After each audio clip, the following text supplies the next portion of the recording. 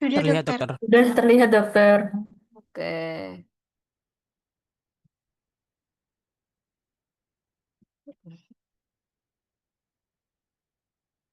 Baik, untuk kuliah pakar tentang leukemia hari ini saya mulai ya. Ini langsung ada dua ya sama hemoglobin limpatik ya. Nah, ini untuk yang pertama. Nah,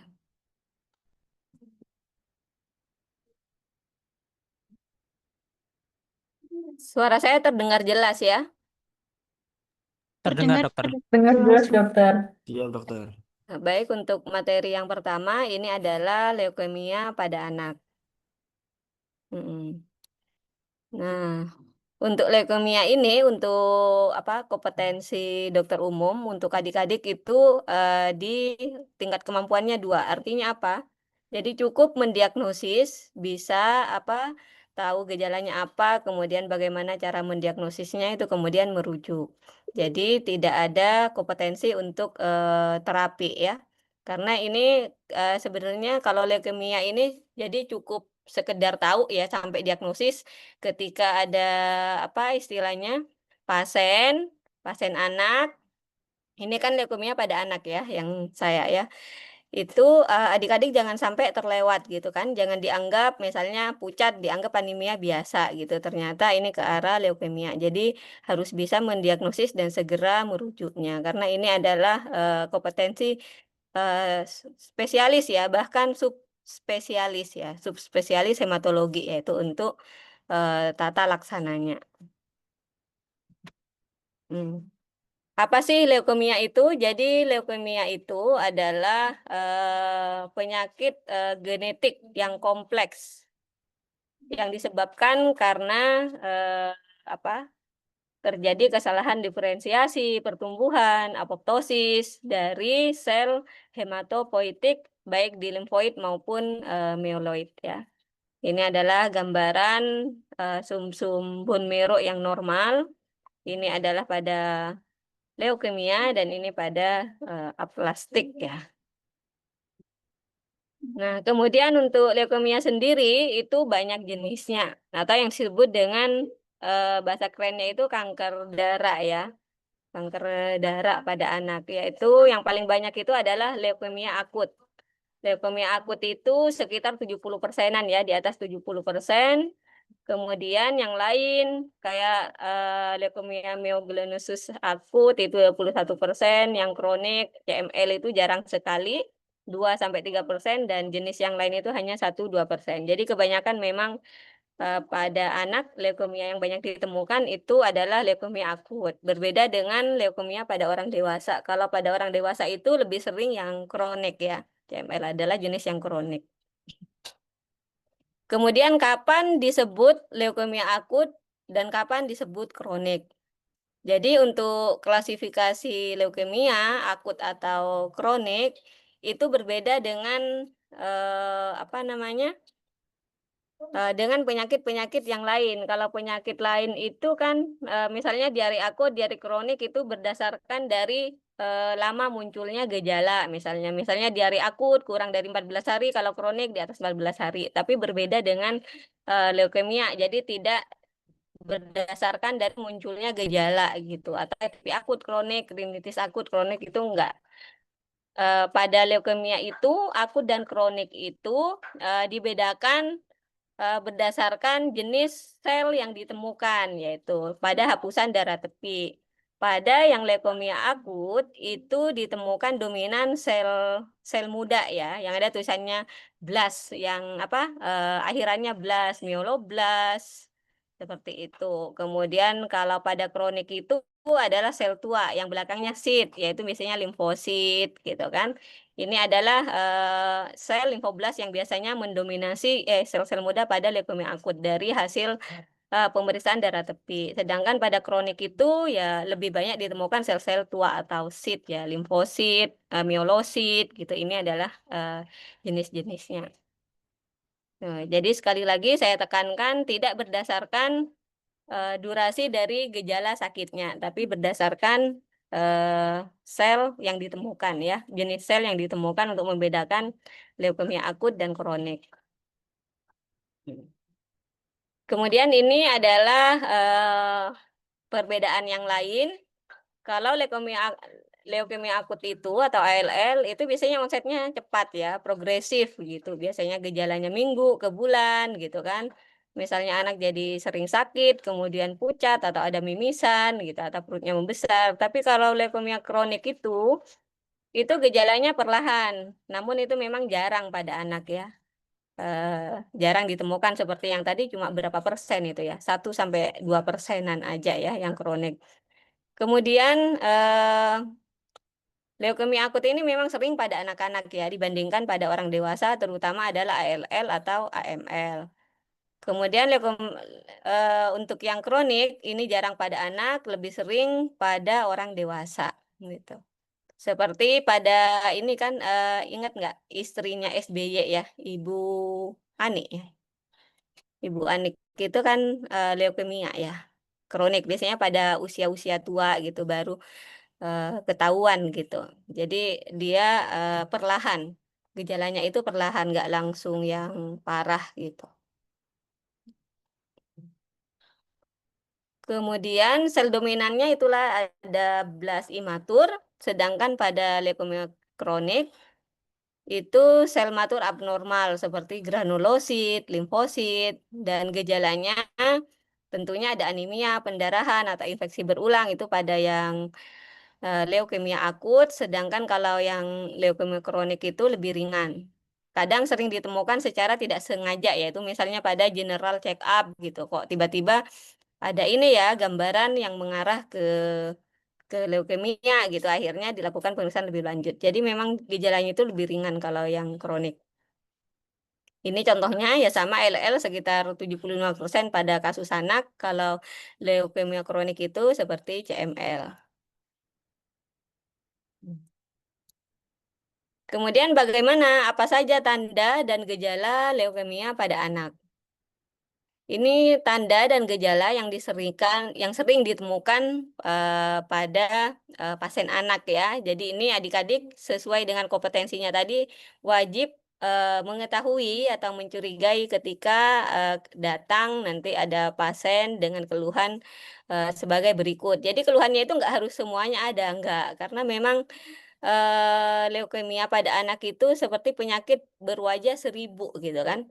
Bisa datang dengan keluhan apapun. Jadi nggak spesifik harus ada ini semuanya enggak. Itu bisa beda-beda, beda-beda tiap pasien. Jadi memang disebut dengan penyakit kanker yang apa 1000 wajah gitu kan. Itu. Tapi misalnya ada salah satu tanda ini yang sering berulang itu adik-adik perlu curiga ke arah leukemia ya, keganasan istilahnya. Itu untuk kemungkinan terburuknya. Misalnya datang dengan demam berulang, sering anaknya demam. Biasanya demamnya itu nggak terlalu tinggi, tapi anaknya lemes, datang. Nanti sembuh, kambuh lagi, gitu kan, seminggu. Terus datang kambuh lagi. Itu perlu dicurigai ya, tanpa penyebab yang jelas. Kemudian ada pendarahan pada kulit. Misalnya ada petekiae, ada purpura, ada ekimosis, atau hematoma. Bisa juga disertai pendarahan spontan, misalnya tiba-tiba mimisan atau ada pendarahan gusi, bengkak dan lain-lain. Dan yang paling khas ya tentunya pucat ya. Kalau sudah apa berat itu biasanya datangnya pucat berulang. Habis ditransfusi, misalnya datang pertama ya, kok pucat ditransfusi membaik. Terus kambuh lagi gitu kan, datang lagi sebulan 2 bulan datang lagi dengan demam terus kok pucat lagi. Nah itu adik-adik perlu udah curiga ya. Kemudian biasanya anak yang dengan leukemia atau kanker darah pada anak itu disertai dengan hepatosplenomegali, pembesaran hati dan ini ya, spleen ya. Seperti itu. Kemudian biasanya anak ngeluh, nyeri tulang atau sendi, badannya sakit semua gitu kan.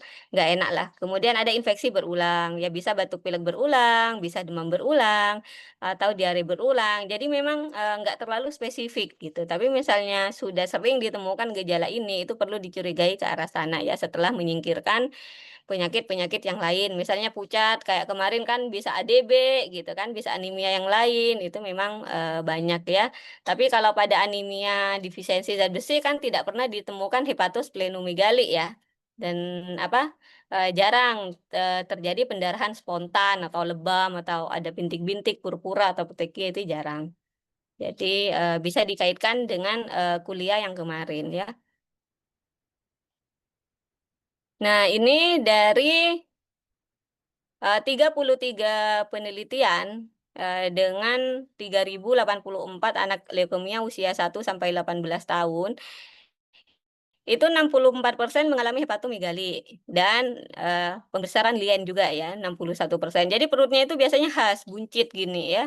Kemudian yang ini pucat, kemudian ada petekie atau purpura bintik-bintik merah gitu kan. Kemudian misalnya terbentur, ada lebam, memar, itu 52%. Ada petekie, ada ekimosis, purpura, epistaksis, pendarahan saluran cerna, dan lain-lain. Kemudian infeksi, dia akan 53% itu disertai dengan keluhan demam. Biasanya datang dengan keluhan demam berulang gitu ya. Ini juga sepsis atau sering batuk pilek gitu kan, atau pneumonia atau infeksi kulit, misalnya sering ada infeksi kulit. Jadi memang 1.000 wajah ya, bisa macam-macam. Kemudian untuk sistemik sudah pasti ya pucat ya. Tampak lelah, anaknya lemes gitu. 54% itu datang dengan ada pucat gitu kan. Jadi lebih dari 50% lah ya pasti itu ada pucat. Kemudian untuk gangguan muskuloskeletal itu ya ada nyeri sendi, nyeri tulang atau ini ya. Jadi sakit semua badannya, mengeluh sakit semua atau enggak enak badan. Itu 43%, biasanya pada bagian bawah gitu. Sering ngeluh, jalan nggak kuat gitu, kok sakit kalau jalan. Atau nyeri sendi-sendi yang lain. Kemudian untuk gejala gastrointestinal itu biasanya disertai dengan kadang ada mual, muntah, itu juga ada.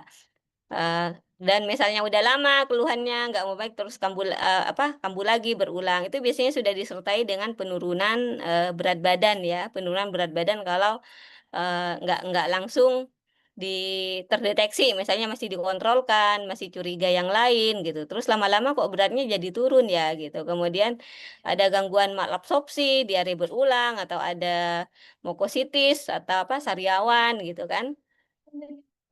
Di kulit itu ya leukemia itu mirip gambaran purpura. Jadi dari heterogenitas temuan klinis, jadi banyak sekali ya ininya untuk tanda atau gejala yang bisa ditemukan pada anak yang dicurigai dengan leukemia itu harus dikonfirmasi dengan laboratorium untuk mendiagnosis leukemianya ya. Karena ketika terlambat mendiagnosis itu nanti akan keterlambatan dalam memulai pengobatannya. Jadi seperti itu. Jadi kalau adik-adik nanti menemukan di lapangan ya ada salah satu atau kombinasi dari gejala-gejala ini, misalnya berulang satu kali itu cek ini aja kalau di DL aja dulu gitu kan. Biasanya di vaskes pertama itu ya ada darah lengkap gitu atau hapusan darah tepi juga ya. Biasanya hapusan darah tepi itu nanti kalau dia leukemia akut itu ya ada itu sel blastnya itu muncul ada ya. Itu sudah 80% udah ke arah sana ya. Itu sebaiknya segera dirujuk untuk diagnosis pastinya ininya ya, untuk mendiagnosis leukemianya. Kemudian nah, ini adalah pemeriksaan darah lengkapnya, ini biomarker hematologi, indikator yang diukur tentunya leukosit. Itu nanti dilihat jumlah leukositnya, hitung jenis, kemudian dari eritrositnya, jumlah eritrosit, kadar hematokrit, kadar hemoglobin, kemudian indeks eritrositnya yaitu MCV, MCH, MCHC ya. Dan red cell distribution width atau RDW ya. Kemudian bagaimana dengan trombositnya, jumlah trombositnya itu juga dilihat. Kemudian ini untuk sel muda imatur ya, sel blastnya itu juga ini juga dilihat. Jadi ini itu. Kemudian kapan kita curiga gambaran darah tepi mengarah pada leukemia gitu. Orang-orang pada umumnya menganggap kalau ada pansitopenia, itu adalah penanda awal leukemia pada anak. Misalnya ditemukan anemia HB-nya kurang dari 11 gitu kan. Kemudian total leukosit count-nya atau TLC-nya kurang dari 4.000. Kemudian trombositnya turun di bawah 150.000 gitu kan. Atau ANC-nya itu di bawah 1.500.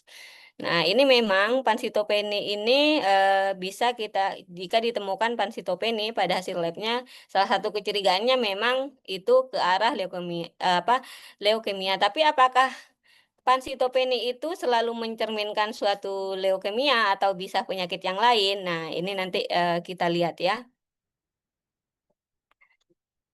Nah, di sini ternyata pansitopenia itu atau dan bisotopenia ternyata yang apa ke arah malignansi itu 5%, bisa juga ke keganasan yang lain. Kalau untuk keganasan hematologi atau kanker darah itu ternyata hanya 16%. Jadi pansitopeni itu dari hasil penelitian ini itu tidak selalu mengarah ke leukemia. Jadi tidak semua pansitopenia itu adalah leukemia, tapi bisa penyakit yang lain, bahkan penyakit sistemik yang lain atau keganasan, dan bahkan infeksi itu 70% itu bisa menunjukkan pansitopenia. Jadi memang perlu ini ya. Sebelum curiga ke arah leukemia itu perlu menyingkirkan penyakit-penyakit yang lain. Nanti terakhirnya baru ke arah leukemia, misalnya nggak sembuh kok berulang gitu kan. Itu sebaiknya ya dirujuk aja kalau ada manifestasi klinis seperti yang tadi eh, saya jelaskan, kemudian ditemukan labnya kok ada pansitopeni gitu kan, kemudian klinisnya mendukung, dirujuk aja ya seperti itu. Jadi ini macam-macam ya etiologi dari pansitopeni dari ini penelitian lain ya dari 200 anak. Ternyata di sini adalah ada juga karena anemia megaloblastik 31,% hipoplastik anemia itu 22,5%. Leukemia di sini hanya 18% ya, seperti itu. Ada ATP, ada karena infeksi. Di sini bahkan ADB ada juga yang sampai menunjukkan itu misalnya ADB dengan komplikasi pasti. Ini ditemukan 5% ya dan lain-lain. Nah, ini adalah penelitian yang dilakukan selama 10 tahun pada anak yang ini yang mengalami ALL atau akut limfoblastik leukemia. Ini adalah hasil labnya ya, hasil pemeriksaan laboratoriumnya itu 50%, 27,1% itu ditemukan pada hasil laboratoriumnya itu ada anemia, leukositosis, trombositopenia. Jadi pada leukem apa eh, leukemia itu bisa ditemukan leukopeni, bisa leukositosis. Jadi tergantung ininya ya, jenisnya ya. Bisa juga leukositnya itu rendah, di bawah 10.000, misalnya 4.000. Bisa juga leukositosis itu bisa sampai 30.000, 40.000 saat ditemukan. Jadi memang berwajah 1.000 ya. Ini. Nah, ini trombositopenia ya. Kalau trombositnya itu sudah pasti kebanyakan turun, jarang sih yang terjadi trombositosis ya. Jadi rata-rata kalau nggak trombositopeninya, ya trombositnya masih normal awal-awal. Tapi hampir keseluruhan di sini ada anemia ya. Ada yang hanya dengan anemia dan trombositopenia itu ditemukan pada 17,2% anak.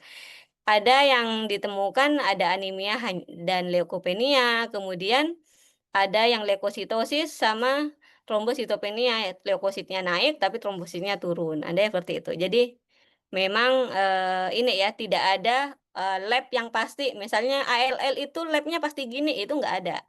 Jadi variasinya ini yang dari 10 tahun penelitian pada anak-anak yang sudah terdiagnosis dengan ALL.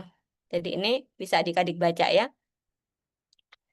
Jadi kesimpulannya diagnosis Untuk leukemia anak itu ditegakkan dari kombinasi manifestasi klinis tadi, kemudian pemeriksaan darah tepinya yang bermacam-macam, yang tidak ada parameter pastinya pasti ditemukan ini misalnya pasti ditemukan anemia dan leukopenia gitu. Ternyata tidak, bisa juga leukositosis gitu. Jadi memang banyak ya. Dan untuk gold standarnya itu nanti adalah bone marrow aspiration, yaitu aspirasi sumsum tulang. Itu nanti baru bisa ditegakkan nanti jenisnya apa, apakah ALL atau AML dan lain-lain untuk diagnosis pastinya ini. Dan ini dilakukan memang oleh subspesialistik ya. Jadi dokter anak konsultan hematologi memang. Makanya untuk kemoterapi atau pengobatan leukemia itu dia ini berada di rumah sakit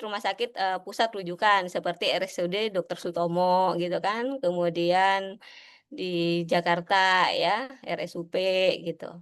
Itu memang ini, kalau di Sutomo itu adalah rujukan Indonesia Timur di sana, jadi ngumpulnya ke sana. Di Malang sih ada, tapi masih nggak ini ya, nggak terlalu banyak ya. Ininya banyaknya rujukannya ke Sutomo langsung. Jadi gambaran biomarker hematologi pada leukemia itu bervariasi dan tidak ada parameter tunggal ya. Ini perlu diingat, tidak ada parameter tunggal yang selalu sesuai dengan leukemia karena memang berwajah 1000. Jadi manifestasi klinisnya juga nggak harus ada semuanya. Kemudian hasil labnya juga tidak ada yang pasti, pasti ada itu gitu ya. Jadi tidak ada parameter tunggal.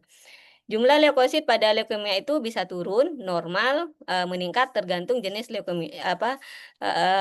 leukemianya ya. Seperti tadi ada leukopeni, leukositosis, ada yang masih normal gitu. Jadi tergantung dari jenisnya.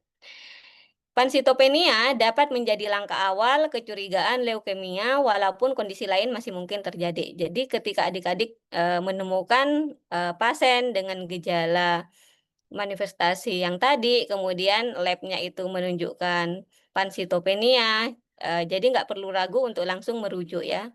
Rujuk ya pertama ke rumah sakit yang ada dokter spesialis anak. Nanti dari dokter spesialis anak umum, misalnya nanti arahnya ke sana ya langsung akan berjenjang ke ini, ke subspesialis hematologi seperti itu. Baik, dari sini ada yang mau ditanyakan? Ini kok nggak muncul ya?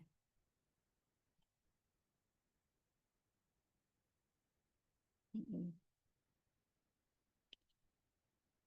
Udah ada yang masih bingung atau ini? Atau udah?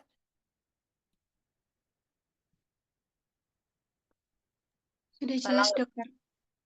jelas ya, jadi kompetensinya 2 ya. Jadi cukup adik-adik tadi ya. Jadi untuk terapinya sudah pasti kemoterapi ya. Jadi harus bisa mendiagnosis kapan merujuk gitu. Jangan sampai telat. Cuma setengah jam ya? Waktunya berapa? 2 jam.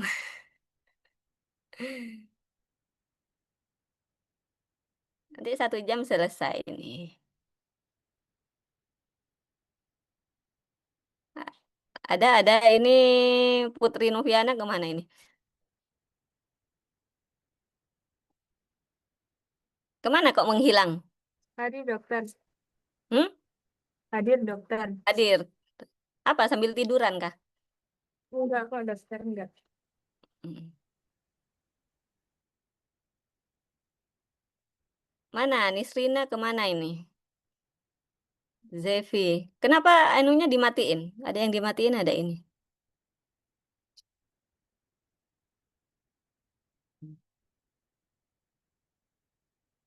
Nisrina Zahra, ada yang ditanyakan. Lira Naira. Mana ini? Nisrina kemana ya?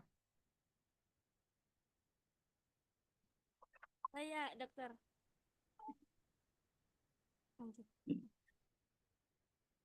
Lira.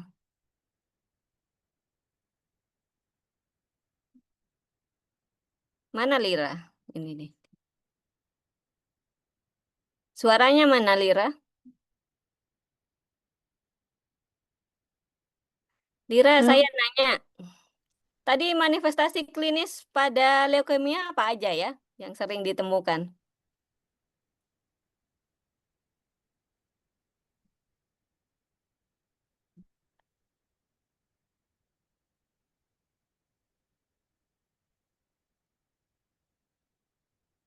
Untuk leukemia pada anak, apa aja tadi?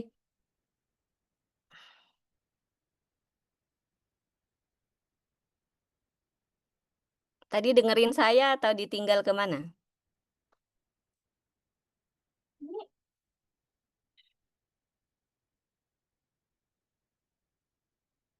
Apa aja, Halo Lin? dok, bantu menjawab dok. Yang pertama ada demam berulang walaupun tidak terlalu tinggi. Lalu yang kedua ada pendarahan kulit seperti petekia, purpura, dan ekimosis. Lalu ada pendarahan spontan seperti epistaksis seperti itu dokter. Oke.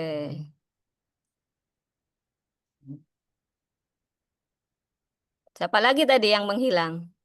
Siapa Zeva yang mematikan kamera tadi?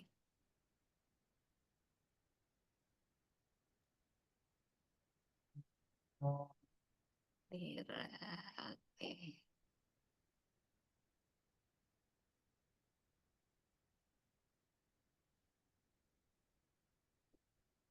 Siapa lagi ya? Saya tanya ya, ntar ya. Hmm.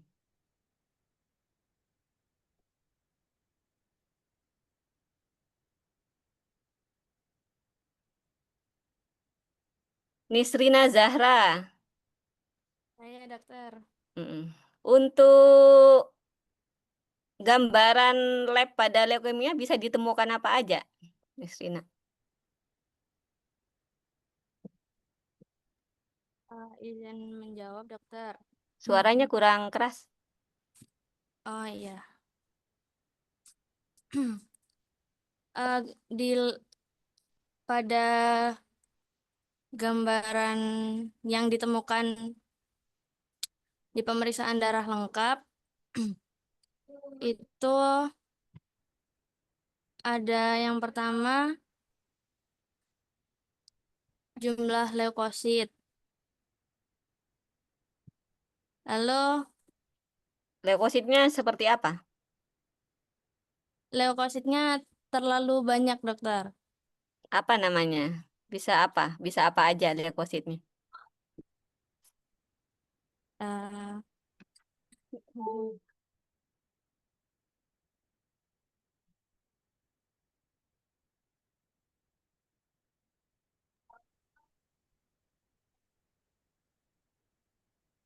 Leukositosis. Apa? Sebentar dokter. Leukositosisnya terlalu tinggi. Leukositosis. Itu leukositnya terlalu tinggi. Terus Terus bisa apa lagi? em, penise apa namanya? Pansitopenia.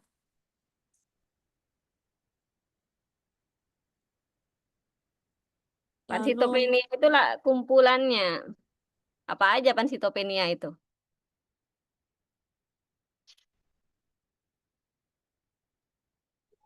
penia dan sitosis dokter. Trombositnya gimana? Trombositnya jadi trombositopenia. Oke.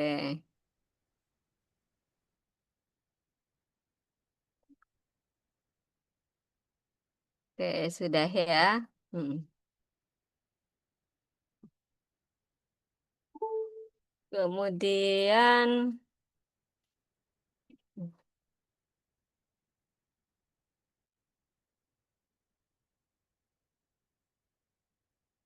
untuk gold standarnya apa? Virus Azizi. Baik, dokter, saya Fairuz Azizi. Saya izin menjawab dokter untuk gold standarnya itu bone marrow aspiration, dokter. Oke, ikut ya.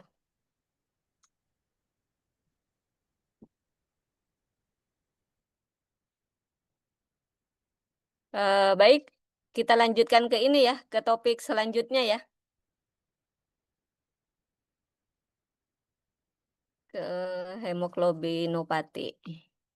Udah cukup? Raffi ada yang mau ditanyakan? Cukup, dokter. Cukup ya. Oke.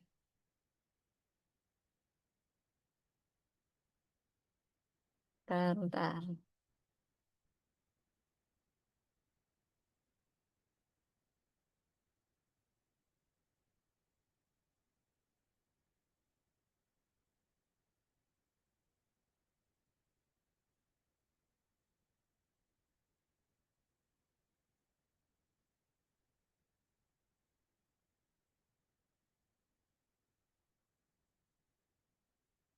Hmm.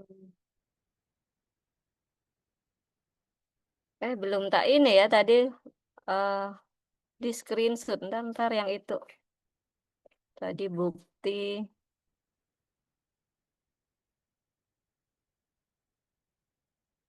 Tak, ini.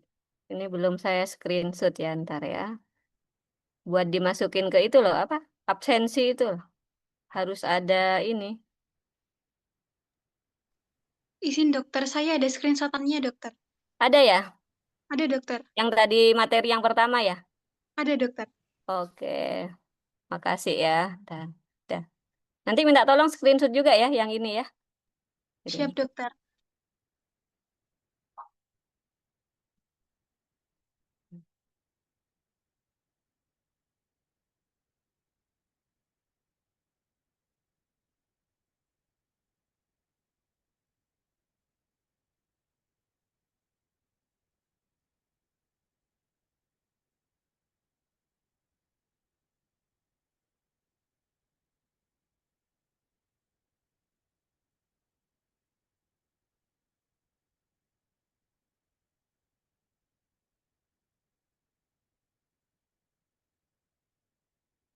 Slide-nya sudah terlihat? Terlihat Sudah dokter. terlihat, Terlihat, dokter. dokter. Ya, dokter. Baik, saya lanjutkan ya. Ini untuk materi yang kedua, yaitu hemoglobinopati ya. Sebelum saya lanjutkan, ada yang tahu hemoglobinopati itu apa?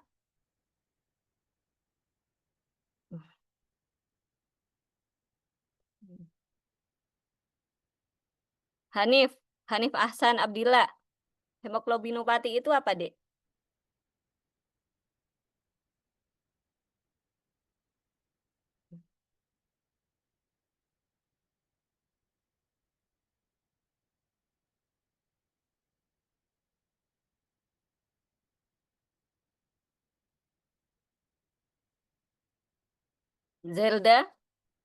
Zelda Rizkilia.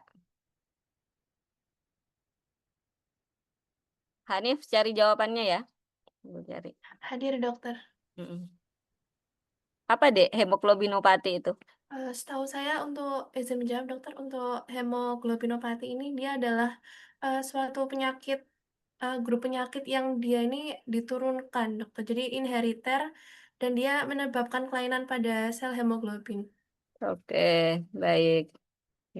Kalau Hanif gimana? Jawabannya gimana dapatnya? Izin dokter, kalau dari saya itu kelainan variasi hemoglobin di dalam eritrosit. Oke, benar ya, kelainan genetik ini. Kita lihat. Jadi nanti ini untuk hemoglobinopati itu juga kompetensinya sama ya, kompetensinya 2 untuk adik-adik, yaitu bisa mendiagnosis, membuat diagnosis. Jadi harus di luar kepala, harus sudah hafal nanti gejalanya gimana, kemudian hasil lab yang mendukung itu seperti apa, kapan perlu dirujuk, yaitu jangan sampai salah rujukan istilahnya kalau kompetensi 2 itu ya. Jadi harus bisa mendiagnosis di awal. Sama kompetensinya 2. Nah, apa itu hemoglobinopati? Yaitu kelompok kelainan genetik akibat kelainan pada struktur asam amino rantai globin sel darah merah atau hemoglobin. Sehingga menyebabkan struktur hemoglobin itu abnormal, yang pertama itu contohnya, jadi secara kualitatif yaitu pada hemoglobin S yang terjadi pada sickle cell disease atau hemoglobin C, D, E, dan lain-lain. Kemudian yang kedua, menyebabkan produksi rantai globin itu berkurang, yaitu secara kuantitatif ya, yaitu menyebabkan kelainan pada segi kualitatif maupun kuantitatif, yaitu rantainya berkurang, terjadi pada talasemia alfa atau beta. Jadi seperti itu. Nah, dari kelainan-kelainan genetik hemoglobinopati itu yang paling sering ditemukan pada anak itu adalah talasemia ya. Jadi di sini kita selanjutnya akan membahas jenis hemoglobinopati yang berkaitan dengan talasemia. Ini, karena kasusnya memang masih banyak. Nah, talasemia itu apa? Yaitu kelainan genetik yang diturunkan akibat mutasi pada rantai globin sel darah merah yang menyebabkan produksi rantai globin itu berkurang bahkan sampai tidak ada, yaitu nanti tergantung dari jenis talasemianya gitu kan. Ini adalah kelainan genetik yang paling sering terjadi di Indonesia. Masalah utamanya yaitu anemia kronis, transfusi seumur hidup, dan bisa menyebabkan komplikasi terhadap tumbuh kembang anak. Sehingga sangat penting untuk melakukan deteksi dini melalui screening dan diagnosis yang tepat pada kasus talasemia ini. Bagaimana dengan sebaran talasemia di Indonesia, di dunia? Ya ini menurut WHO masih menjadi masalah kesehatan dunia ya. 2,5 sampai 15%, yaitu sabuk talasemia, migrasi penduduk dunia itu tersebar, pembawa sifat atau yang karier itu secara global itu ada 7%. Setiap tahunnya lebih dari 300.000 bayi lahir dengan talasemia dan hemoglobinopati yang lain ya, terutama yang talasemia ini. Dan lebih dari 70.000 ini orang merupakan talasemia berat. Sedangkan di Indonesia sendiri, pembawa sifat talasemia beta itu sekitar 3-10%. Pembawa sifat talasemia alfa atau pembawa sifat itu istilahnya karier ya, karier 2,6-11%. Dan pembawa sifat hemoglobin E itu 1,5-36%. Talasemia alfa tersebar di Cina, Asia Tenggara, termasuk Indonesia, ya Afrika, Timur Tengah, dan Mediterania. Kemudian talasemia beta itu Mediterania, Timur Tengah, India, Pakistan, Afrika, dan juga Asia Tenggara. Jadi Indonesia ada dua-duanya ya, talasemia alfa maupun beta.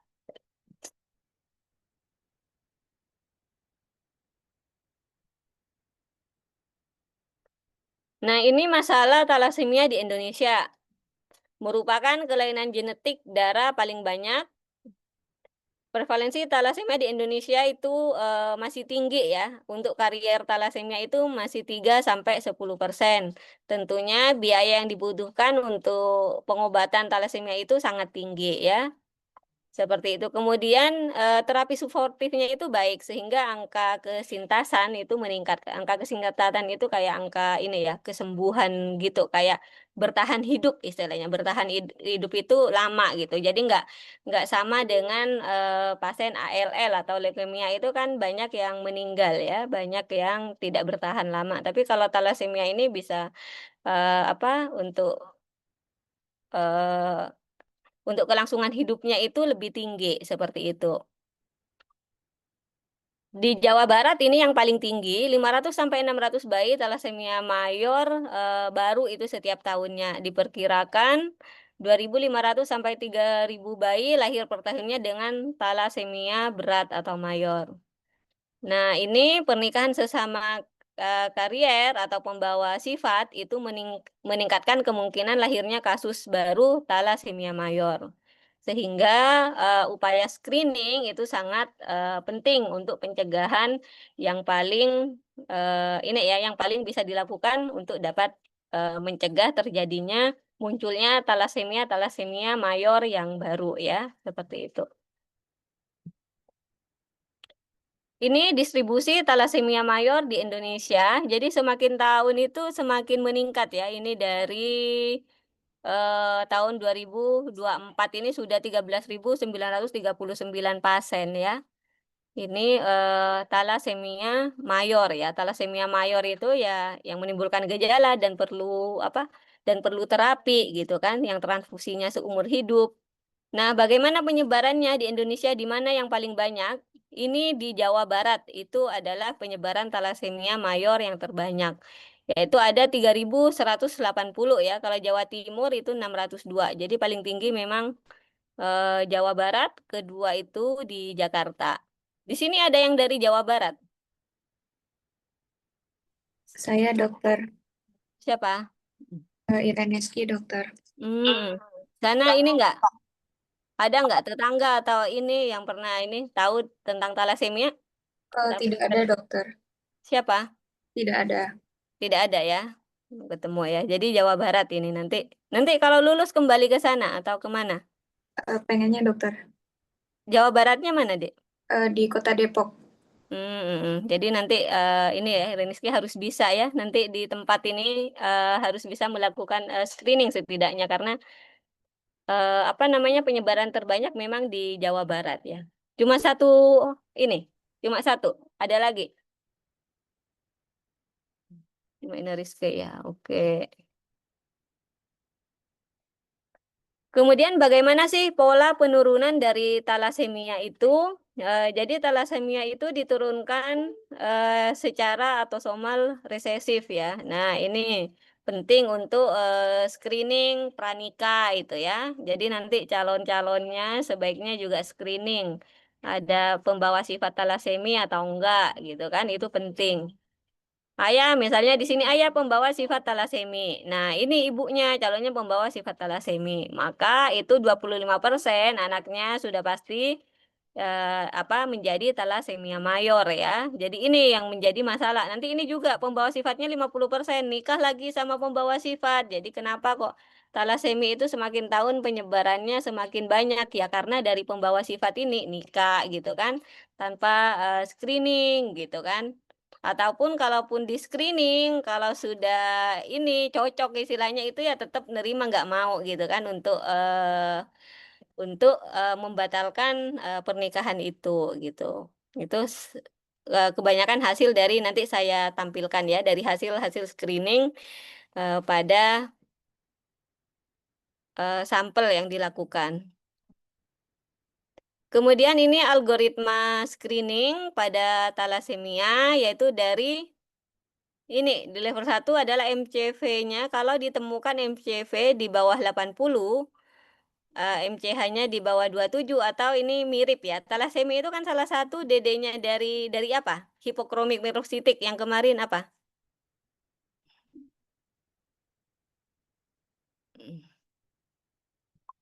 Apa kemarin?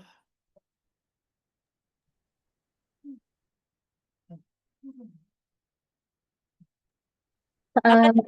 Hmm? Anemia defisiensi besi, dokter. Nah, iya, salah satu anemia defisiensi besi ya. Besi, kemudian taruh. Mana slide-nya kok menghilang?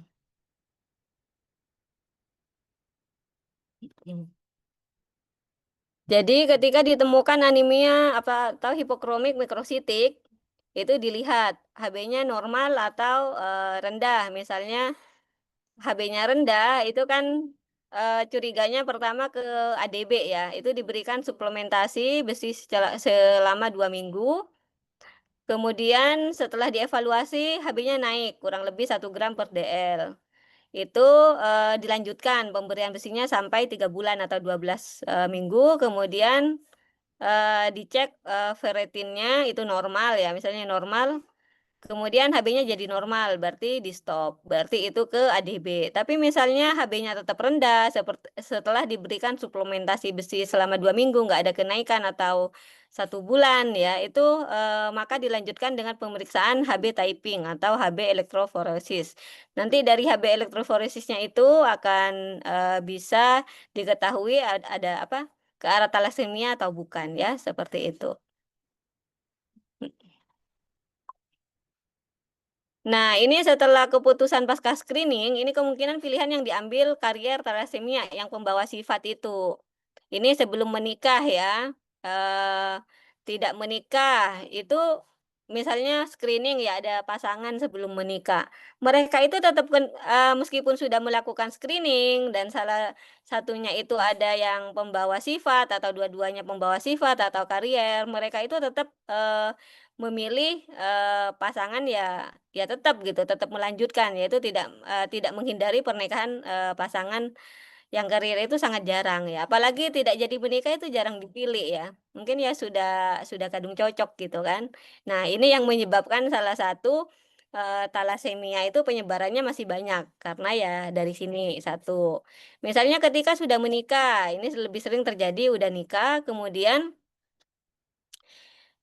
diketahui gitu kan udah menikah ternyata dia pembawa sifat atau karier. Pilihannya itu ada memutuskan untuk tidak mempunyai anak. Ini sering dipilih pada kasus berat di mana diagnosis prenatal ya. Ini itu tidak memutuskan untuk tidak punya anak. Tapi yang sebagian besar dipilih itu mereka tetap mengambil resiko untuk tetap memiliki anak. Ini yang paling sering dipilih ya oleh responden ya yang sudah dilakukan. Atau melakukan diagnosis prenatal, itu juga. Kemudian sesudah kelahiran anak, yang akhirnya lahir setelah memilih, ya dok saya tetap memilih untuk memiliki anak apapun itu resikonya gitu kan, meskipun anak saya jadi talasemia. Jadi setelah memiliki anak itu rata-rata ya sebagian besar mereka menerima dengan keadaan dan merawat anak dengan talasemia. Yaitu talasemia itu kan pengobatannya seumur hidup ya, long time gitu. Dia akan melakukan transfusi secara rutin, kemudian juga ada gangguan tumbuh kembangnya juga akhirnya, kemudian juga ada minum obat seumur hidup juga kelasi besi. Jadi seperti itu. Nah, kemudian bagaimana dengan alur diagnosis talasemia? Nanti adik-adik bisa membaca lengkap di ini ya, PNPK Tata Laksana Talasemia tahun 2018. Ini bisa di-download ya. Ini bisa di-download. Jadi, kapan kita curiga anak itu talasemia? Yang pertama itu ada pucat lama gitu kan. Kemudian ada ikterus, kemudian perutnya buncit, ada gangguan pertumbuhan. Sebagian besar anak yang dengan talasemia itu pertumbuhannya terganggu. Tubuhnya lebih pendek ya, dan pubertasnya juga terlambat. Kemudian ada riwayat keluarga atau ada riwayat transfusi darah berulang. Setelah itu dari pemeriksaan fisik tentunya ada anemia atau pucat, kemudian ikteriknya ringan. Kemudian sudah pasti ada pembesaran hepar dan lien ya, hepatosplenomegali. Ini. Kemudian yang khas itu pada anak yang lebih besar itu adalah adanya wajahnya itu khas, spesies kulit ya. Nanti kemudian gizinya bisa gizi kurang atau gizi buruk, perawakannya pendek, jadi pendek ya, dan pubertasnya terlambat biasanya. Ini dari anamnesis pemeriksaan fisik. Jika ditemukan salah satu dari anamnesis dan pemeriksaan fisiknya ini, maka dilanjutkan dengan pemeriksaan lab. Tentunya darah tepi lengkap ya, HB, kemudian indeks eritrositnya, kemudian morfologi darah tepinya itu seperti apa, yaitu ditemukan mikrositer hipokromik ya, mirip dengan ADB, tapi yang membedakan dari gejala klinisnya ya, dan pemeriksaan fisiknya. Dan hasil morfologi darah tepinya yaitu ditemukan anisositosis, poikilocytosis, kemudian ditemukan fragmentosit sel target ya. Dan status besinya, kalau pada anemia, pada ADB, status besinya itu kan turun ya. Tapi kalau pada anak talasemia ini, status besinya bisa normal bahkan meningkat. Jadi itu yang membedakan nanti ya. Dengan ADB misalnya belum ada tampak gejala yang khas, nggak ada fesis kole, kemudian belum ada hepatosplenomegali. Biasanya kalau sudah terjadi splenohepatomegali itu sudah ini ya kronis ya. Kalau awal-awal sih paling pucat atau sering transfusi berulang gitu. Nah, di sini dilanjutkan dengan pemeriksaan analisis hemoglobin, yaitu di situ ada dua ya, yang biasa digunakan, yang gold standarnya itu adalah elektroforosis hemoglobin. Atau yang terbaru itu ada metode HPLC, yaitu High Performance Liquid Chromatography. Ini hasilnya lebih akurat, tapi biayanya mahal ya. Jadi yang ini lebih murah, yang elektroforesis HB ini nanti untuk menentukan di sini talasemia atau bukan. Seperti itu. Misalnya talasemia terbukti, maka dilakukan tata laksana talasemia. Tapi misalnya talasemianya negatif dari hasil pemeriksaannya, karena pada talasemia alfa itu hasil analisis hemoglobinnya itu hasilnya normal semua. Tapi di sini udah gejala klinisnya mendukung, hasilnya negatif. Jangan buru-buru menyatakan talasemia negatif. Maka harus tetap dicurigai, yaitu dengan melakukan analisis DNA. Karena memang pada talasemia alfa, hasil HB elektroforosisnya itu normal, normal semua. Tapi bukan berarti negatif ya. Misalnya ini mendukung. Di sini mendukung ya. Status besinya kok meningkat ya. Kemudian kok anaknya sering pucat gitu kan, klinis dan pemeriksaannya fisiknya mendukung, tapi hasil labnya negatif, itu belum tentu negatif. Jadi harus tetap dicurigai dengan dirujuk untuk melakukan pemeriksaan yang lebih tinggi, yaitu analisis DNA ini terakhir. Nanti di sini dibuktikan memang negatif atau talasemia alfa. Talasemia alfa itu memang melalui analisis DNA. Kalau talasemia beta di sini akan kelihatan ya di HB elektroforosisnya atau metode HPLC-nya. Itu. Nah, ini alur diagnosisnya ya. Ketika adik-adik menemukan anemia mikrositik hipokromik, itu dilihat serum ferritinnya. Kalau serum ferritinnya rendah, itu defisiensi besi. Tapi kalau serum ferritinnya itu normal atau cenderung tinggi, itu perlu dicurigai ke arah talasemia, sehingga dilanjutkan pemeriksaan HB elektroforosis atau HPLC. Misalnya polanya abnormal, itu bisa talasemia beta atau varian hemoglobin yang lain, atau hemoglobinopati yang lain gitu kan. Misalnya sickle disease atau hemoglobin E dan lain-lain. Tapi misalnya polanya itu normal, itu perlu kecurigaan ke talasemia alfa, yaitu dilanjutkan dengan pemeriksaan analisis DNA. Jadi seperti itu. Nah, ini adalah interpretasi dari hasil HB elektroforosis. Kalau dalam kondisi normal itu HbA atau hemoglobin A-nya itu 9, ini yang menjadi patokan ya, yang normal hemoglobin A-nya itu 95 sampai 98%, HbA2 itu 2 sampai 3,5%, HbF-nya di bawah 1%. Ini adalah pola yang normal dari hasil HB elektroforosis. Misalnya ini pada talasemia trait atau ini pembawa sifat atau karier, itu sebutannya adalah talasemia beta trait atau karier.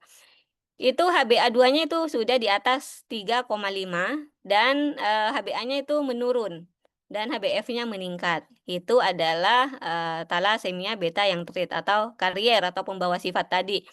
Dia yang nggak ada gejala ini. Kalau pembawa sifat itu dia yang nggak ada transfusi berulang ya, karena dia hanya pembawa sifat, orangnya masih normal, anaknya normal, tapi dia ditemukan kadang ada hipokromik mikrositik atau sampai anemia ringan gitu. Jadi gejalanya ringan, namanya juga karier ya.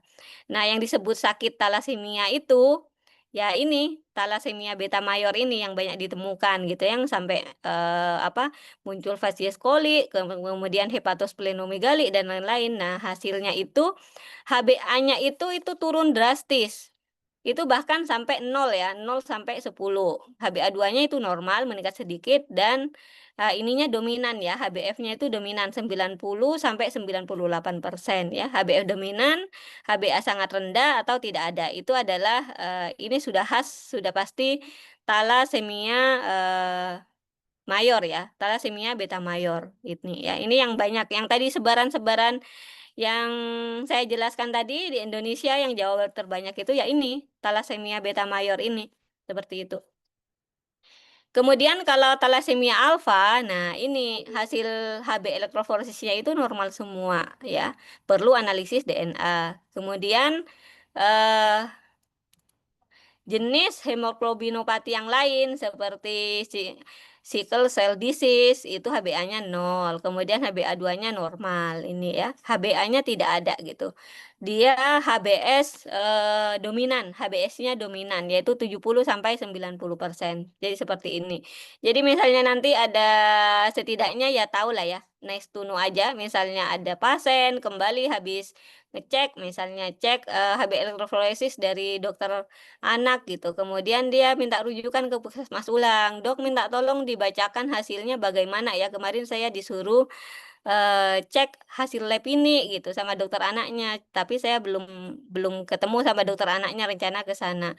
Saya minta penjelasan sementara dari dokter sehingga saya ini gitu kan tidak deg-degan gitu, pengen tahu hasilnya gimana gitu. Anak saya talasemia atau bukan, membawa hasil ini. Jadi adik-adik jangan sampai nggak tahu ya cara membacanya ya ini ya. Misalnya ada hasil ini, ya ini wajib setidaknya bisa menjelaskan untuk diagnosisnya itu. Karena kompetensinya kan sampai di diagnosis ya. Jadi ketika ada pasien atau orang tua membawa hasil lab ini atau pasien dewasa gitu kan, hasil screening misalnya ada screening massal gitu kan program pemerintah misalnya Pranika gitu. Misalnya ada screening kemudian hasilnya ini ya, ada hasil Hb elektroforosisnya, jangan sampai nanti nggak bisa baca ya atau menyimpulkan ya. Jadi seperti itu. Nah, ini adalah khas wajah anak talasemia yang berat ya, biasanya pada talasemia beta mayor. Kalau dia hanya pembawa sifat atau karier, ya wajahnya normal-normal aja. Beta talasemia yaitu kule anemia. Yaitu biasanya kepalanya yaitu cenderung mikrosefali ya. Kepalanya kecil, kemudian matanya itu kayak ketarik gini ya, small eye opening ya. Kemudian ininya pesek ya, jembatannya ini low nasal bridge. Jadi pesek, hidungnya itu apa? Tulangnya itu rendah. Kemudian sini terlihat flat ya, flat mid face sini sih ya. Nah, ini khas biasanya mirip-mirip jadinya wajahnya. Kemudian bibir atasnya itu cenderung tipis gitu kan gini. Jadi ini cewek kan, ini laki, tapi kan beda orang tapi wajahnya mirip gitu kan. Ini adalah khas-khas talasemia ya ini. Kalau dari sini nemukan gini sudah pasti talasemia ya, talasemia mayor gitu. Kalau ini sudah klinisnya perutnya buncit gitu kan. Ini. Kemudian ini dagunya juga ya, pendek dia ya, nggak lancip. Jadi ini khas banget ya, facies coli ya. Nah, kemudian bagaimana dengan tata laksana talasemia setelah terdiagnosis talasemia dari hasil Hb elektroforosis tadi, misalnya hasilnya talasemia beta mayor, maka harus segera ditata laksana. Tentunya dirujuk ke pusat rumah sakit yang ini yang memiliki dokter anak ya, sentra pengobatan ini atau RSUD lah istilahnya. Tipe B, tipe C, C itu masih ada sih. Gitu. Jadi untuk melakukan transfusi darah, kemudian nanti ada pemberian kelasi besi, kemudian nutrisi suplementasi, itu kalau sampai berat ya dilakukan splenektomi atau transplantasi sumsum tulang gitu kan. Kemudian vaksinnya juga dilengkapi seperti vaksin hepatitis gitu kan, itu penting. Kemudian yang paling penting ini adalah dukungan psikososial dari lingkungan atau keluarga ya. Karena memang pengobatannya seumur hidup, akan transfusi berulang dan minum obatnya itu setiap hari seperti itu. Tapi dia untuk apa namanya? Untuk persentase hidupnya itu panjang ya, beda dengan ALL ya. Tapi ya itu akhirnya kan menjadi tekanan mental ya, perlu kewarasan istilahnya dari keluarga atau lingkungannya, dukungan harus benar-benar nerima gitu. Karena selain kadang dikucilkan gitu kan, karena penyakit yang lama, terus wajahnya sudah nggak normal, lebih pendek dari anak-anak seusianya gitu kan pada anak-anak gitu. Jadi butuh ini memang dukungan psikososial yang kuat selain dari obat-obatan ini. Kalau nggak ada dukungan itu nanti bisa ini berobatnya tidak teratur, transfusinya nggak teratur, akhirnya anaknya sampai sakit gitu kan, sakit parah sampai lemas gitu atau timbul komplikasi-komplikasi yang lain. Tapi misalnya dia rutin berobat, pengobatannya ini itu ya bisa seperti anak normal gitu kan. Seperti anak normal. Apalagi kalau nggak berat itu ya wajahnya masih normal gitu. Tapi ya dia tiap sebulan, kadang tiap ada yang 2 bulan, ada 3 bulan, dia harus masuk rumah sakit hanya untuk transfusi seperti itu. Nah, kemudian bagaimana dengan algoritma transfusi darah pada pasien thalassemia beta mayor ya? Untuk transfusi darah pertama kali itu misalnya HB di bawah 7, pemeriksaan 2 kali berturut-turut. Jadi kalau pertama kali ditemukan HB 7, itu masih dievaluasi, nggak dilakukan transfusi ya. Dievaluasi 2 minggu, kemudian misalnya HB-nya masih di bawah 7, baru dilakukan transfusi darah. Karena transfusi darah itu kan juga ada efek sampingnya ya. Seperti itu. Jadi pertimbangannya memang harus benar-benar difikirkan. Kemudian bagaimana dengan HB-nya kalau HB-nya itu di atas 7? Dan disertai perubahan muka ya atau facies coli gitu kan, gangguan tumbuh kembang, tubuhnya jadi pendek, pubertasnya jadi terganggu atau sering patah gitu kan, fraktur tulang, biasanya terjadi osteopenia ya. Kemudian ini ya, kalau misalnya disertai gejala-gejala ini, meskipun HB-nya itu masih di atas 7, maka itu sudah wajib dilakukan transfusi ya, seperti itu. Kemudian untuk transfusi yang selanjutnya, itu misalnya ini kan pertama kali terdiagnosis ya. Untuk selanjutnya itu, kapan dilakukan transfusi darah kalau HB-nya di bawah 9. Itu nanti targetnya sampai HB 12 sampai 13. Seperti itu ya. Bisa. Kemudian pada thalassemia beta yang HB atau HBH ini yang tipe lain ya, dengan klinis infeksi tetapi tanpa disertai perubahan muka, gangguan tumbuh kembang, fraktur tulang, dan hematopoietik ekstramedular. Ini pengobatan infeksinya maksimal 2 minggu. Setelah itu dilakukan transfusi ya, kalau HB di bawah 7. Tapi kalau HB-nya di atas 7, ya ditunda transfusinya dulu, karena dia kan dalam kondisi infeksi ya. Jadi harus diatasi dulu infeksinya. Kemudian bagaimana dengan pemberian kelasi besi?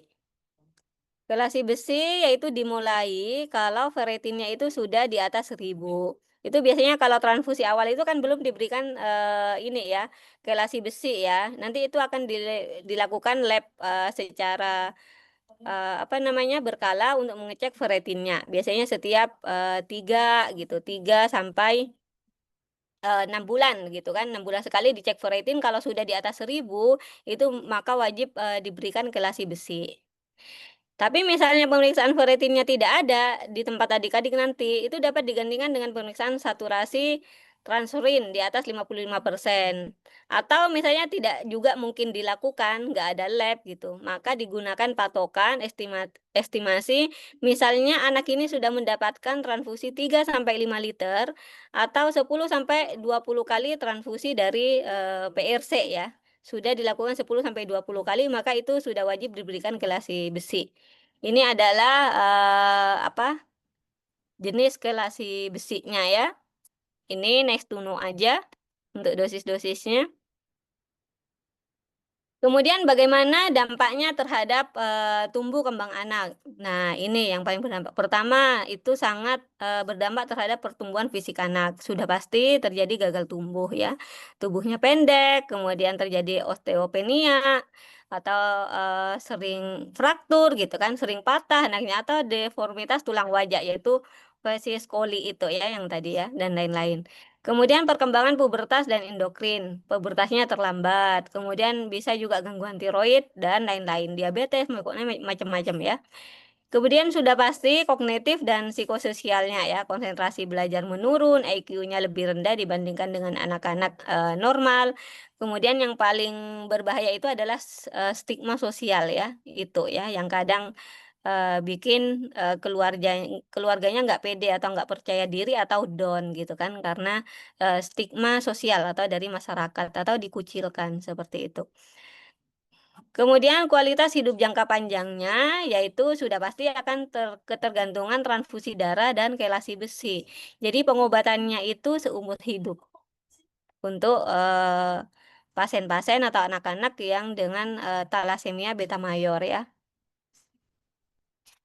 Jadi talasemia itu adalah penyakit dengan angka pembawa sifat yang cukup tinggi dan dapat dicegah. Pencegahannya ya gimana? Yaitu menghindari pernikahan dari karier ya, pembawa sifat ya. Karena sudah pasti 25% menjadi talasemia beta mayor ya, seperti itu.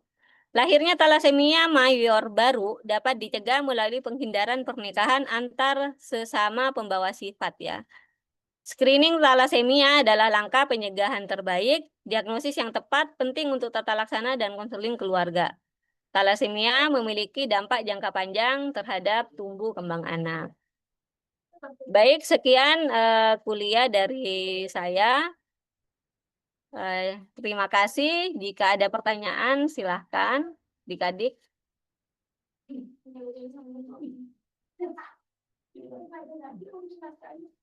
Jadi sama ya, kompetensinya sama-sama 2.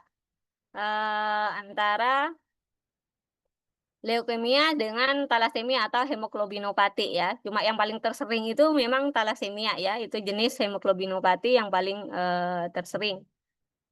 Kalau nggak ada yang nanya, saya yang akan nanya. Mana Lintang Nur? Mana Lintang? Lintang sama Serwi. Hadir dokter. Mana Lintang? Saya dokter. Oke. Lintang untuk apa namanya? Alur diagnosis talasemia gimana ininya? Baik dokter, saya izin jawab. Jadi alur diagnosis thalassemia itu yang pertama kita anamnesis terlebih dahulu. Apakah si pasien ini pucat lama, ada tanda-tanda seperti ikterus, perutnya buncit, ataupun gangguan pertumbuhan. Juga perlu ditanyakan riwayat keluarganya, riwayat transfusi berulang, atau bisa juga seperti tadi yang menjadi titik utamanya yaitu apakah kedua orang tuanya ini membawa penyakit talasemia juga, karena itu sangat penting karena sangat berpengaruh. Kemudian ada pemeriksaan fisik, contohnya itu yaitu fasies koleni pada anak yang lebih besar. Kemudian juga apakah gizinya kurang ataupun buruk. Kemudian perawakannya bagaimana. Apabila perempuan, pubertasnya apakah terlambat gitu. Kemudian setelah itu kita cek di laboratorium dengan hapusan darah tepi lengkap. Contohnya dicek HB-nya, jumlah eritrositnya, kemudian juga dianalisis hemoglobin. Nah, ada titik penting yang mana apabila sudah dicek HB elektroforesisnya, kemudian didapatkan hasilnya negatif, itu kita harus tetap mencurigai kemungkinan itu pasiennya talasemia alfa. Nah, talasemia alfa ini tandanya yaitu biasanya hasilnya normal tapi bisa bisa diperjelas dengan analisis DNA. Begitu dokter. Terima kasih. Oke. Berarti Lintang ini ya, paham ya saya. Kemudian siapa lagi ya? Lintang mau nanya siapa? Kamu nunjuk sekarang temenmu. Karena kamu sudah bisa menjawab dengan baik, kamu tak kasih ini. Kamu mau ini. Mau nunjuk siapa? Nanti tak kasih pertanyaan temenmu. Samuel, dokter. Samuel. Samuel jadi idolanya ini ya. Mana Samuel? Halo dokter, selamat pagi dokter. Nah, ini pertanyaan buat Samuel.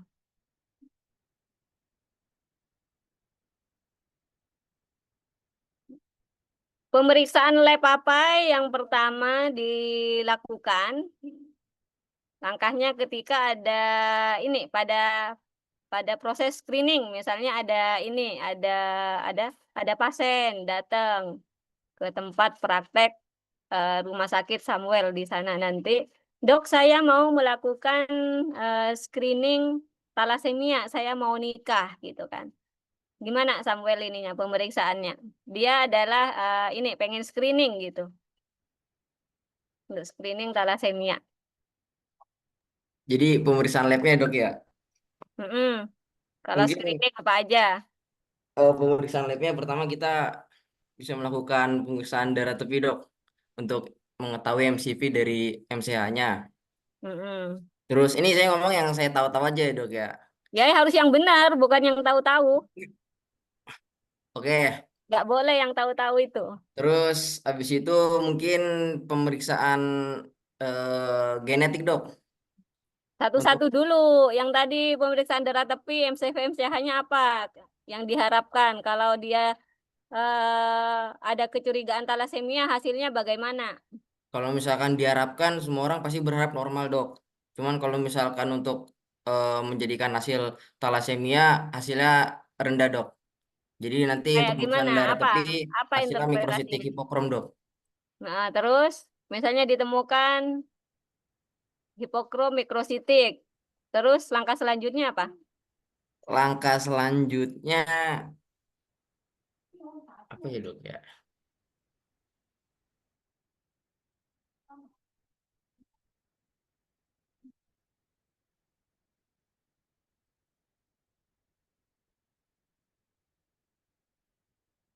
Apa tadi? Tadi saya udah jelasin.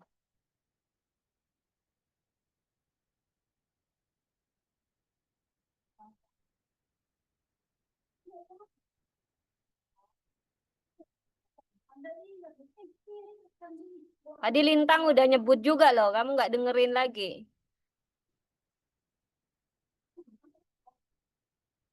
Terus gimana ya? Pasien mau screening lah nggak jadi screening itu. Ini dokternya gimana gitu kan? Mungkin kalau misalkan masih berfokus ke darah tepi bisa melakukan Itu kan udah ditemukan, udah hipokrom mikrositik. oh siap Terus dok. lanjutannya apa pemeriksanya? Pemeriksaan. Apakah cukup sampai di situ sudah bisa mendiagnosis talasemia atau bagaimana? Tadi kan sudah ada alurnya itu, alur diagnosis.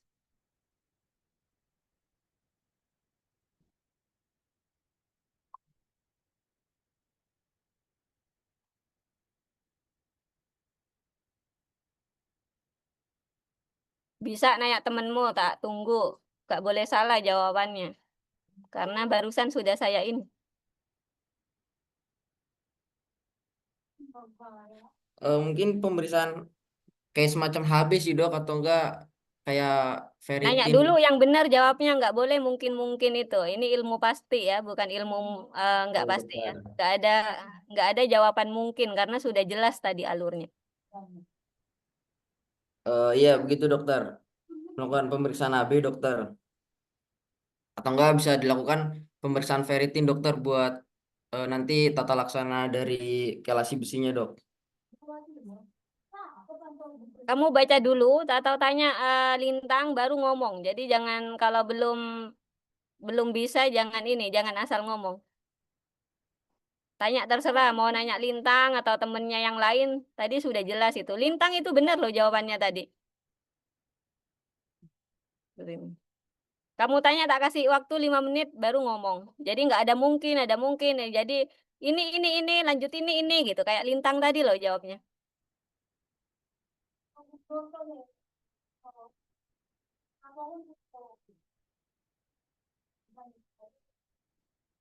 Lima menit ya, Samuel. Boleh nanya, boleh ini. Boleh tadi kalau kamu screenshot kuliah saya ya sudah bisa baca itu. Alurnya tadi. Atau minta temenmu. Kalau pengen langsung bisa tanya Lintang. Jawaban Lintang itu benar tadi.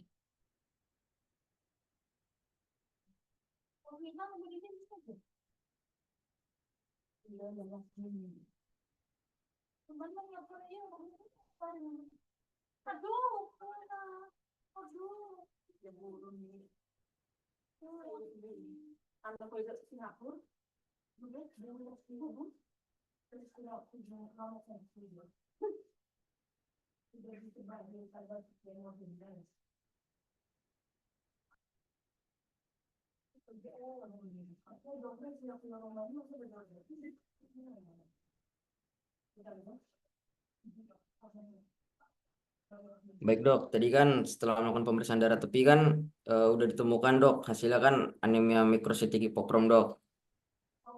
Terus setelah itu bisa dilakukan pemeriksaan serum ferritin dok. Nah kalau misalkan hasilnya rendah itu menandakan defisiensi besi dok, dan dapat kita curigai talasemia dok. Itu.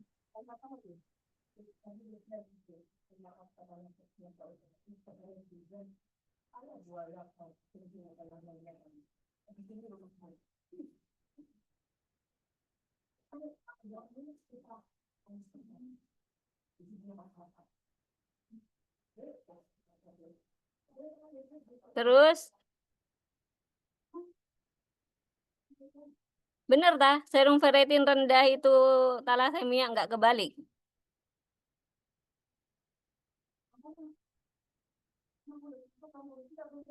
Enggak dok, kalau misalkan rendah itu defisiensi besi dok. Cuma kalau Hmm. misalkan normal atau tinggi itu baru dicurigai talasemia dok. Terus Itu bisa dilakukan pemeriksaan HPLC dok, HB elektroforesis dok. Dan kalau misalkan polanya abnormal itu diagnosis rantai beta dok, dari varian hemoglobinnya. Kalau misalkan polanya normal itu curiga dari rantai alfa dok, dari uji DNA. tadi kalau talasemia beta mayor yang dominan apa dari hasil HB elektroforesisnya?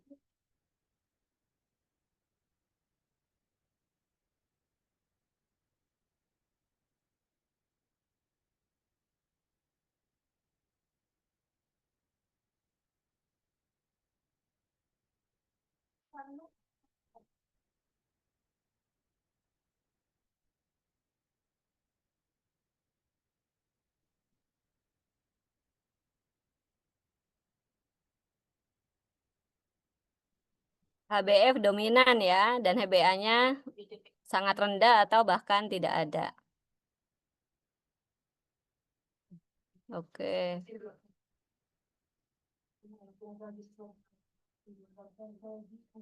Satu lagi ya, saya nanya ya. Selanjutnya saya nanya. Jadi itu diingat-ingat Samuel, udah benar jawabannya. Belajar lagi. Siap dokter. Satu lagi saya nanya.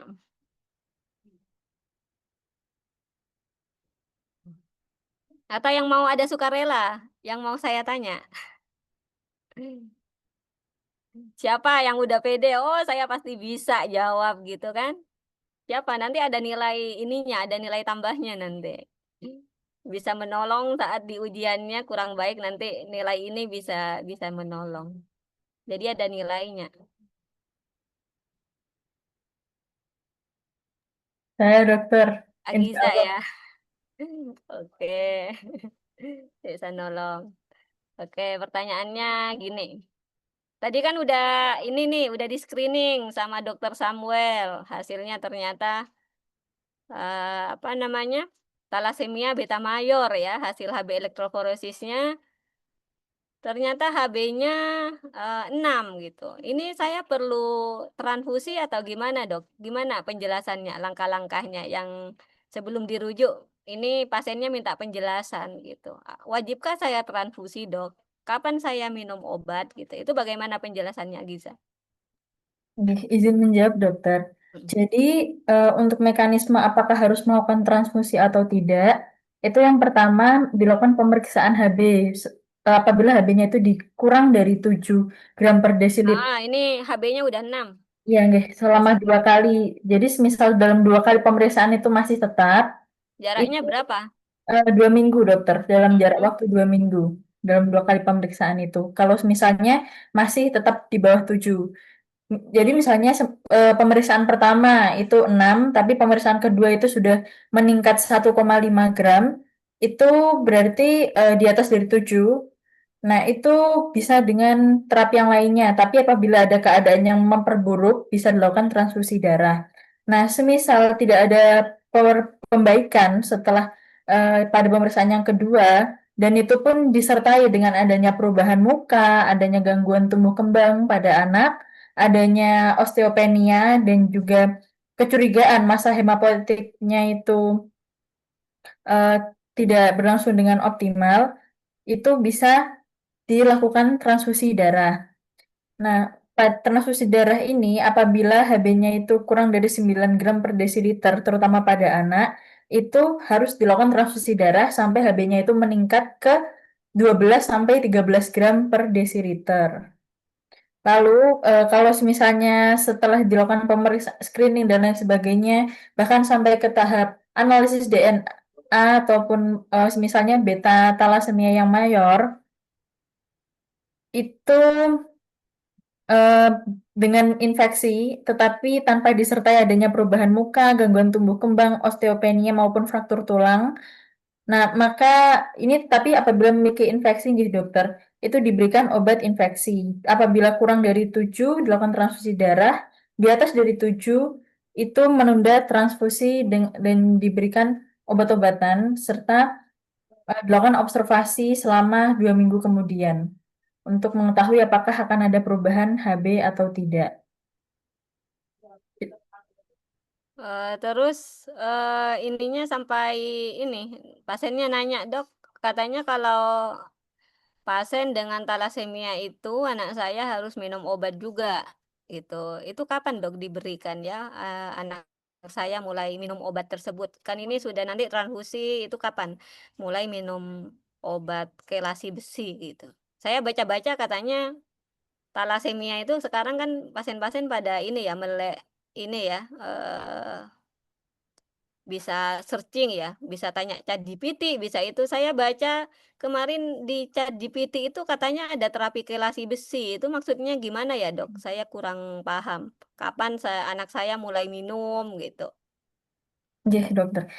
Untuk dilakukan terapi kelasi besi itu akan dimulai apabila setelah dilakukan pengecekan pada serum besi maupun pada ferritin. Untuk ferritin sendiri, apabila itu kurang dari 1000 mg per mililiter, eh, atau apabila pemeriksaan ferritin misalnya tidak tersedia itu dengan saturasi transferin dan itu kurang dari lebih dari 55%, berarti kan banyak yang nganggur di situ, atau dilakukan pemeriksaan laboratorium estimasi bahwa telah dilakukan transfusi darah selama 10 atau 12 kali, 10 sampai 20 kali, ataupun sudah mendapatkan 3 sampai 5 liter darah. Jadi pertama dilakukan transfusi terlebih dahulu, lalu dilakukan pengecekan pada ferritin maupun saturasi transferin, maupun dilihat dari riwayat sebelumnya apakah sudah pernah diberikan transfusi. Begitu dokter. Nah, setelah itu baru diberikan untuk terapi kelasi besinya ini. Bisa menggunakan desferioxamin pada anak maupun dewasa. Itu untuk anak lebih dari 3 tahun itu diberikan 40 sampai 60 mg per kilogram berat badan per harinya dan 5 kali seminggu dengan rute subkutan selama 8 sampai 12 jam. Nah, untuk anak dengan usia kurang dari 3 tahun diberikan desferioxamin, terapi kelasi besi tersebut, itu dengan dosis 20 sampai 30 mg per kilogram berat badan per hari, dengan adanya monitoring ketat untuk mengobservasi apakah terjadi gangguan pertumbuhan pada anak ataupun tidak. Gitu, dokter. Oke. Kalau misalnya pasien mengalami pasien patuh melaksanakan terapi kelasi besi sampai 5 sampai 7 kali per minggu, maka disferioxamin akan dilanjutkan. Apabila pasien tidak patuh atau menolak karena memang itu disuntik dan juga menunggu waktu sampai 8 sampai 12 jam, biasanya anak kecil kan mengalami tantrum dan lain sebagainya, itu diberikan Deferipron itu 75 sampai 100 mg per kilogram per hari sesudah makan atau Deferasirop itu 20 sampai 40 mg per kilogram berat badan per hari dengan 1 kali per hari. Oke, sudah ya. Baik, jadi nanti soal-soal CBT-nya itu ya sama, nanti akan kasus semua ya. Jadi nanti dalam bentuknya dalam bentuk kasus, nanti ya pertanyaannya ya tergantung pertanyaannya. Misalnya apa namanya? Kapan, bagaimana diagnosisnya, tapi itu ada kasusnya. Jadi nggak ada sekarang soal. Jadi nanti mirip itu ujian nasional ya. Jadi dari awal itu kalian nanti akan dilatih sudah terbiasa dengan soal-soal kasus yang akan muncul di soal ujian nasional gitu. Sehingga nanti harapannya adik-adik semua bisa lulus 100% ya. UPN selalu lulus 100% ujian nasional. Jadi nggak ada yang tertinggal. Masuk bareng, lulusnya juga bareng ya. Sampai ini. Baik, apakah masih ada yang ditanyakan? Kalau nggak ada yang ditanyakan, ini saya akhiri ya. Ada lagi?